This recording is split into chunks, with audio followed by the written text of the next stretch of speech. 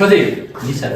তোমরা তো জানোই যে এইচএসসি প্রকৃতি প্রত্যয়ের যে টপিকটা ব্যাকরণের, এটা বেশ কঠিন। তো আজকে তোমার মাধ্যমে, টেকনিকের মাধ্যমে কিভাবে সহজে প্রকৃতি প্রত্যয় নির্ণয় করা যায় সেটা আমরা জানবো এবং শিখবো। তো এখন দেখো, তোমাকে আমি 4টা শব্দ দিয়েছি: মানব, দানব, লাঘব ও শৈশব।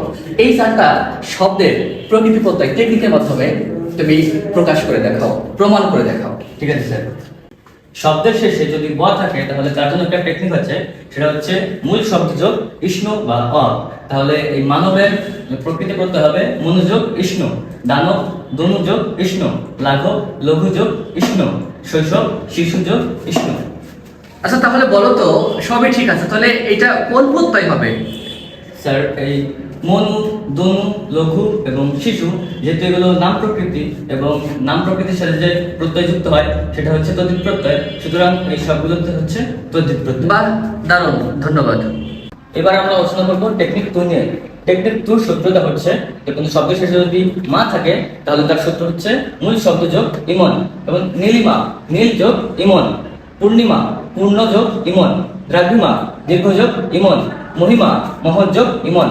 আর এখানে নীল পূর্ণ দীর্ঘ মহৎ এগুলো হচ্ছে নাম শব্দ, সুতরাং এর প্রত্যয় হবে তদ্ধিত প্রত্যয়।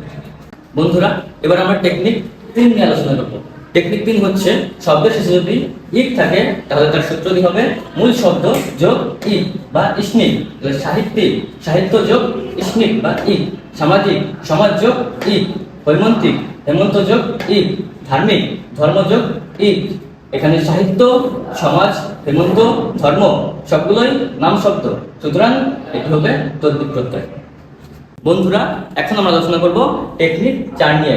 টেকনিক 4 হচ্ছে কোনো শব্দের শেষে যদি মান থাকে তাহলে তার সূত্রটি হবে এরকম: মূল শব্দ যোগ মতু। তাহলে এখানে আছে কীর্তিমান, কীর্তি যোগ মতু, বুদ্ধিমান বুদ্ধি যোগ মতু, শ্রীমান শ্রী যোগ মতু। এই কীর্তি বুদ্ধি এবং শ্রী এগুলো হচ্ছে নাম শব্দ, সুতরাং এটা হবে তদ্ধিত প্রত্যয়। এবং বর্তমান বৃত যোগ মতু, বর্তমান বৃত যোগ মতু। এই বৃত ও বৃত এই দুটি হচ্ছে ক্রিয়ামূল, সুতরাং এখানে কৃত প্রত্যয়।